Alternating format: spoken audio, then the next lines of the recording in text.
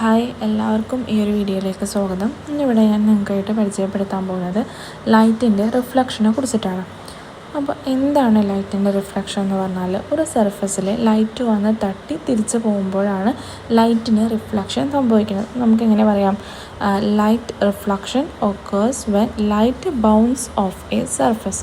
ഒരു സർഫസിൽ തട്ടി തിരിച്ചു പോകുന്ന ആ ഒരു പ്രതിഭാസത്തിനെയാണ് നമ്മൾ എന്തെന്ന് വിളിക്കുന്നത്? റിഫ്ലക്ഷൻ എന്ന് വിളിക്കുന്നത്.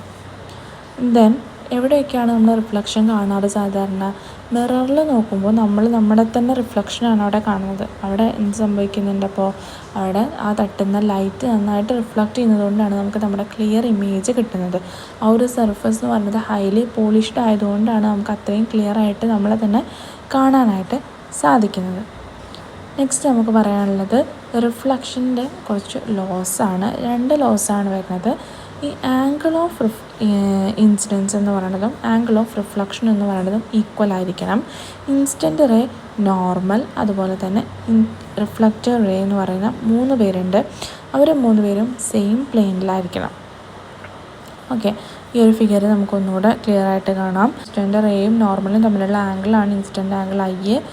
നോർമലും റിഫ്ലക്റ്റർ റേയും തമ്മിലുള്ള ആംഗിളാണ് റിഫ്ലക്റ്റഡ് ആംഗിൾ R എന്ന് പറയുന്നത്. ഫസ്റ്റ് ലോ എന്ന് പറയുന്നത് I = R ആയിരിക്കണം. സെക്കൻഡ് ലോയിൽ പറഞ്ഞത് incident ray, normal, reflector ray എല്ലാവരും എന്തായിരിക്കണം?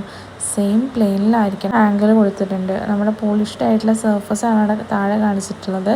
അവിടെ ഒരു റേ വന്ന് വീഴുന്നുണ്ട്. ആ റേയും നമ്മുടെ സർഫസും തമ്മിൽ ഉണ്ടാക്കുന്ന ആംഗിളാണ് 30 ഡിഗ്രി. അങ്ങനെയാണെങ്കിൽ അവിടുത്തെ റിഫ്ലക്റ്റഡ് ആംഗിൾ എത്രയായിരിക്കും എന്നാണ് നമ്മൾ ചോദിക്കുന്നത്. Instance and reflection. Okay, instant ചെയ്ത ആംഗിളും റിഫ്ലക്റ്റ് ചെയ്ത ആംഗിളും നമുക്ക് കണ്ടുപിടിക്കണം. അപ്പോൾ നമുക്കൊന്ന് നോക്കാം എങ്ങനെ കണ്ടുപിടിക്കുക എന്നുള്ളത്.